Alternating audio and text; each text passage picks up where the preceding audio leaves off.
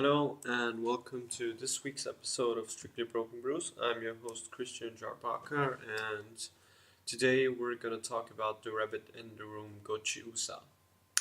Gochuumon is the only deck that got hit with a restriction list last ban list update, and has since put the players in front of as I'd like to call it, a fake choice between the 3-2 finisher and the 1-0 anti-change counter, but you can see people picking the anti-change back up for their lists, and that's why for the lists I'm going to talk about from the topping list, I chose one that chose the finisher and one that chose the backup.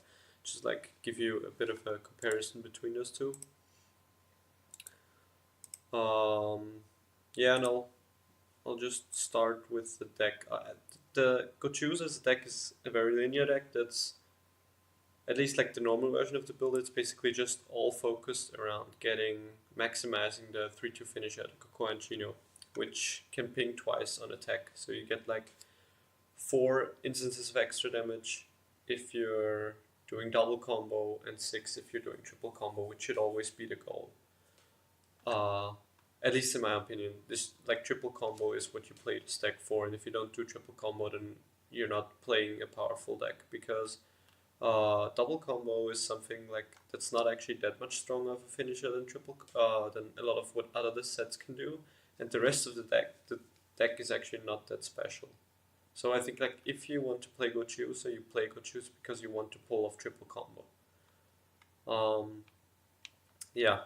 Okay, I'll just talk a bit about the list. I think what's important, or something that's relevant at level 0, is a lot of people don't run the runner, and I think that's just a mistake, because the runner, not only does it allow you to I think the runner is more consistent plus the 0, though it's basically a trade-off of, does the opponent have 3 cards that he can reliably tri-field without losing all his hand, that are all bigger than 1/5, versus does the opponent, the other card that people play in the beater oversized slot is a 3/5 Chino that gains a level, versus does the opponent have a 4K character which beats over the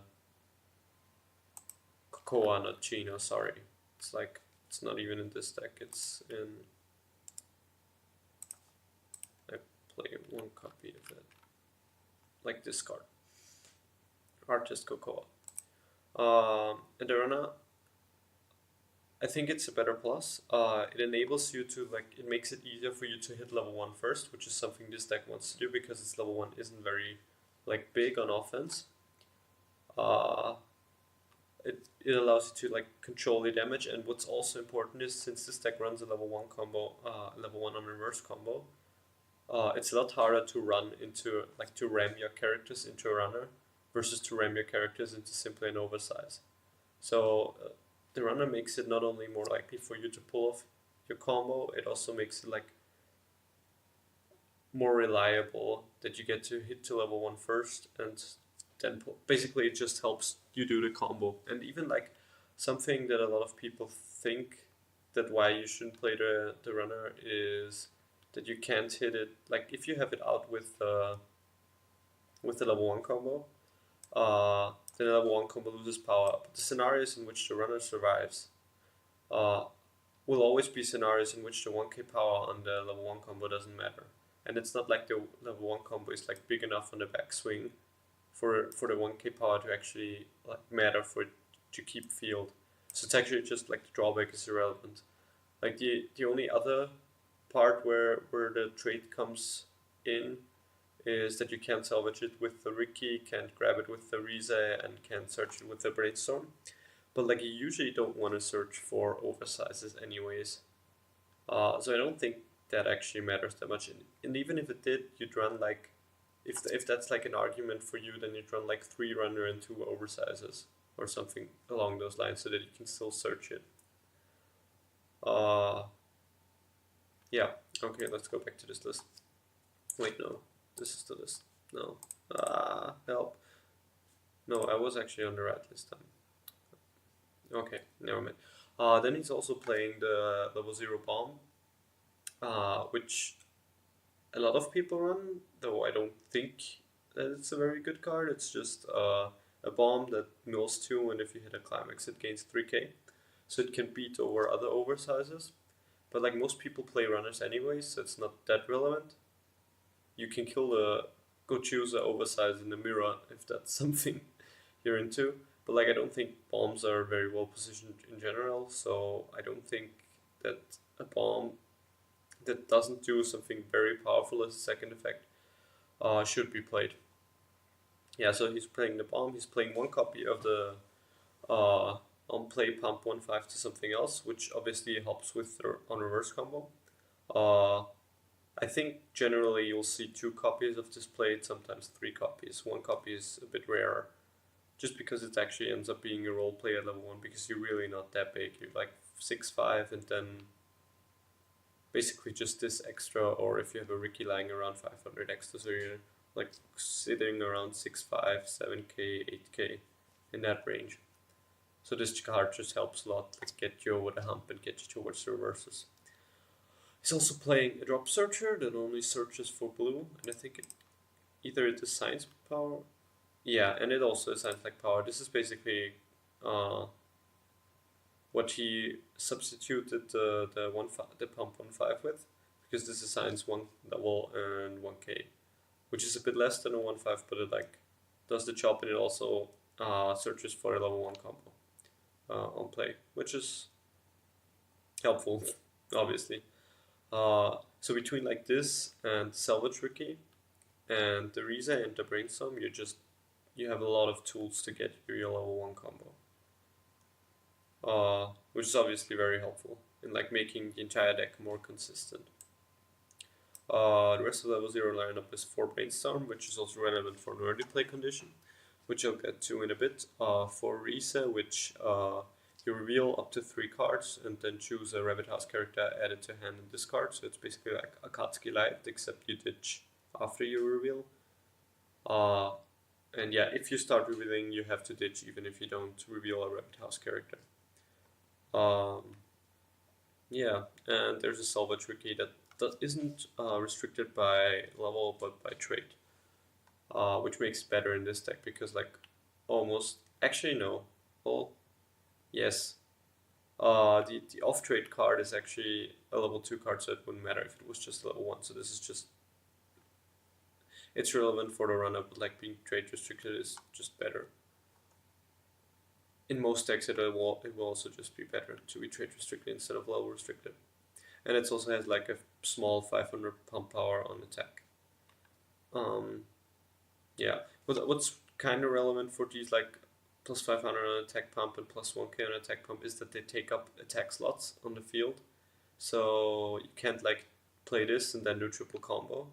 Whereas you could play this in the back row, the pump 15 on play Riza in the back row and still do a triple combo. So that's like a relevant price you pay for having these power pumps that also do something else. At level 1 we just have 4 bomb that also allows you to ditch a climax and salvage something, and 4 of the level 1 combo. The bomb is just a very pushed card. I want to say push. It's just a stacked card because it's a free hand fix that also like beats. It also can kill cards. So it's just a really nice utility card, and it also like makes wherever Chino can't get over, you can just reverse it with bomb. I'm not a fan of bombs, but I think like this is an example of a bomb that has such a good secondary effect that it's just a good card. And then he's playing 2 vanilla counters. Basically, I think he just replaced the 1/0 interchange counters with those. I'm not sure if the deck really wants the vanilla counters because there's not really anything worth protecting, but it can help. If you have like the Chino out and the Brainstorm, then you're 6k on defense with the counter at 7/5. For example, you protect your level 1 combo from an Emilia that's attacking without a support, which can be relevant at times. At level 2, something he's playing that a lot of people aren't playing is he's playing not the red anti-change bomb, but the blue anti-change bomb, which is a lot, like the anti-change effect is a lot better because it's a bottom deck effect. The only issue with this over the red anti-change bomb is that it's off trade, so you actually just have no way to grab it in the entire deck except for triggering gates and drawing into it. But that's also like he's running too, so he's still like favored to get it over the course of the game at one point. And he can also search it with the blue drop searcher. So that's another cool interaction. Actually, yeah, it's grabbable by the blue drop searcher. So actually, the blue drop searcher enables him to run the blue interchange bomb. I just realized that. That actually makes this a lot better. Makes a lot more sense.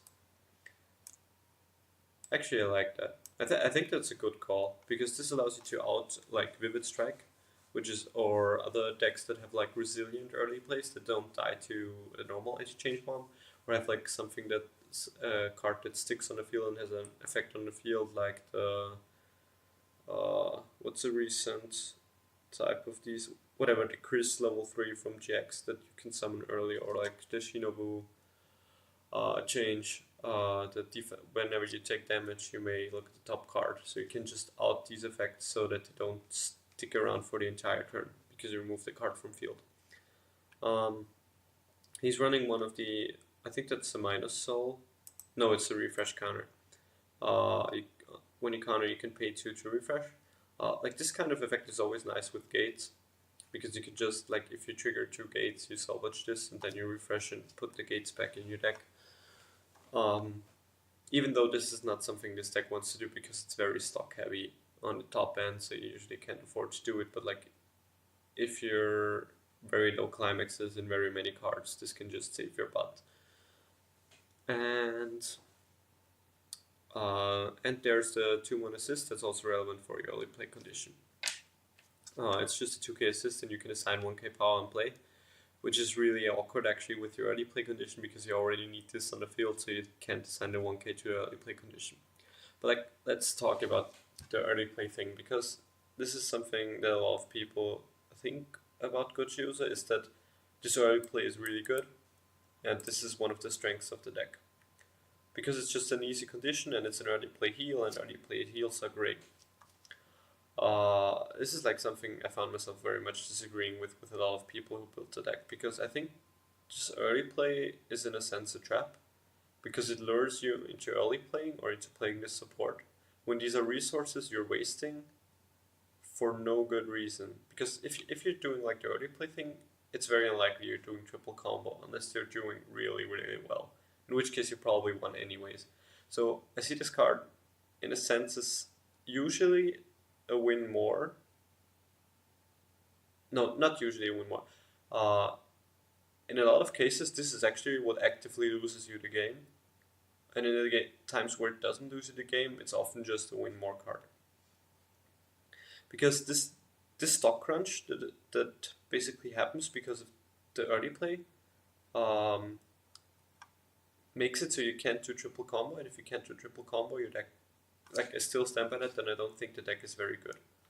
Triple combo should always be your goal, and if your goal is triple combo, the early play package just isn't relevant for you in a majority of games. I don't think early play heals are very strong, unless they directly feed into your game plan, and your game plan is to just heal a lot over the entire course of the game, which would be, say, in Kisnaivar, where you're playing 4 early play heals or something, and like then heals at the top end. So you're just you're not moving your heals from level 3 just to level 2, which actually doesn't do anything but decompress you, but you're spacing out your heals over multiple turns. So you start healing earlier, but healing at level 2. Like, that's when healing at level 2 is powerful and relevant. Otherwise, it's just decompression that makes it less likely that you get hit to level 3 and can start doing your real powerful stuff. Yeah. Do I still want to say something about that? I hope I got my point across. Like, if you want to talk a bit more about this, just tell me in the comments, because yeah, I don't think this early play is particularly good early play. I don't think the condition is particularly good either, because it's basically makes this into 3-cost early play, and I think it's even worse in this deck. Like, this is arguably the worst deck for this type of early play to be in my eyes. Yeah, then you just have the finisher, which is just an absurdly pushed card. Like, this is why you play the deck, in my eyes. And this is why the deck has been dominant and strong. Because it's just... a lot of the text in this card just doesn't make sense. Like, why is this draw to ditch 1 and gains 500 for everybody else, and then just randomly gains 6k on top of its on attack burn twice? Like, that's just really pushed. And this is basically one of the more consistent ways to do like this 6 times burn than Kaleidoscope, at least. I think it's more consistent than Kaleidoscope. But it obviously depends on how the game goes. It also doesn't require you to have like 4 climaxes in or 3 climaxes in hand, so that's always a plus. Yeah, let's just switch to the anti-change deck and why I hate it. No. The difference is level 0 is just he's playing a global that can pop cost zeros, level zeros from front row, and it's level zeros, right? No cost zeros. Cost zeros would be insane. Yeah, level zeros. I don't know why I thought. And he's playing 2 copies of the bomb instead of 1. And at level 1 there's a bit of a difference, because obviously he's playing the anti-change counter and not the vanilla counter, or not the finisher, so he's playing the anti-change counter. And he's playing a 1-1-7-5 with Hano Core, and he's playing 2 of the 6-5 Chino. So level 1 is obviously a bit different. I think the 6-5 is a pretty good card. I think you run this at some number, just so you have multiple blue cards that you want to front row at level 1. So you're not like leaning that heavily on having a triple of this, or fielding like the bomb when you maybe don't need to. So you just don't just kill a level 0 with this and have to crash, but so that you can actually like do something, have profitable front attacks with your level 1 board. And he's playing the 1-1-7-5 just as added field presence. I've seen also people play the 1-1-7-5 Chino that gains extra power on attack.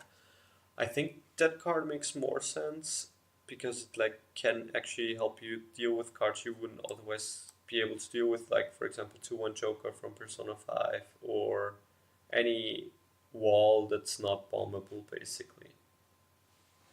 Yeah. And okay, so let's talk about the counter. The counter is a very good card, a very pushed card, because it's just a 1-cost set counter. It's also an exchange counter,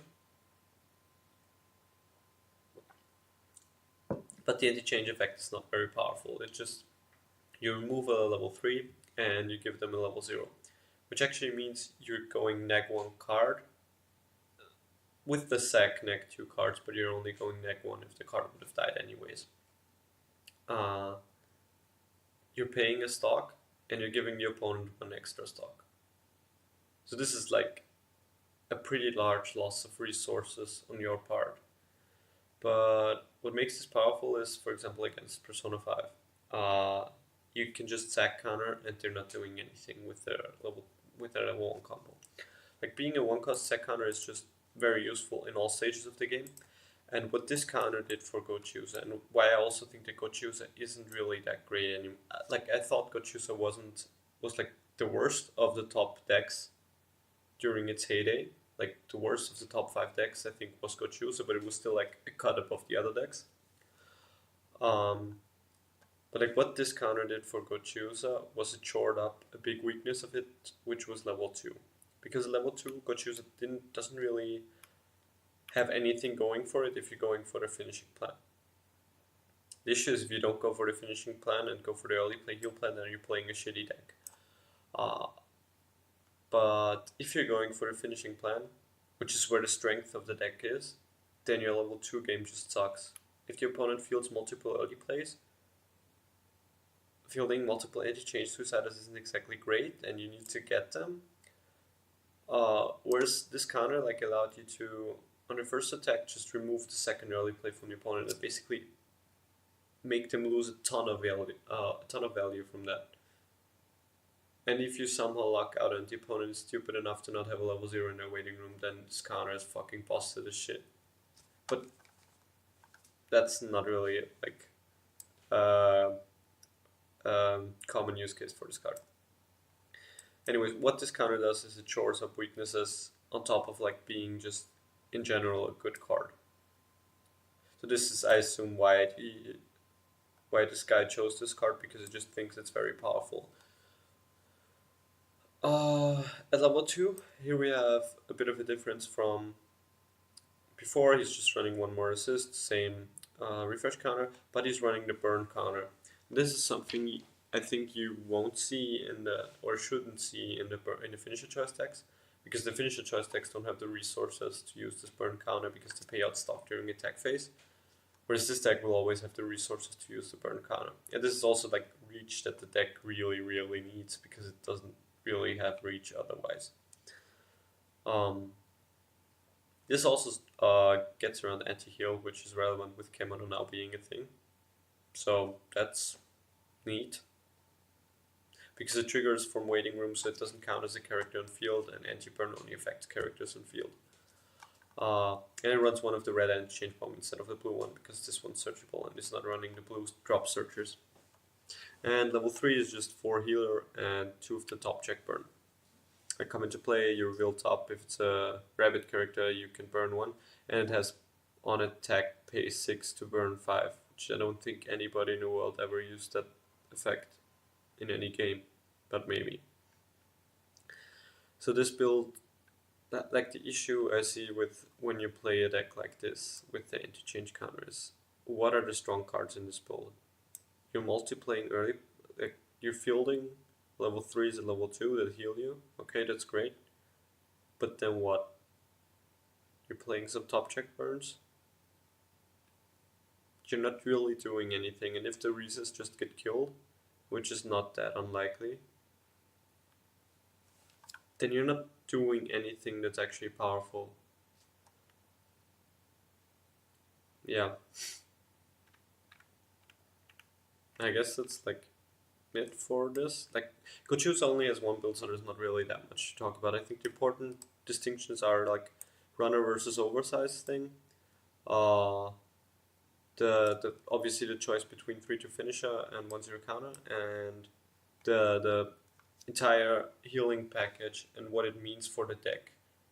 Not really to include it, because including it is barely a cost for you, so you still want to include it.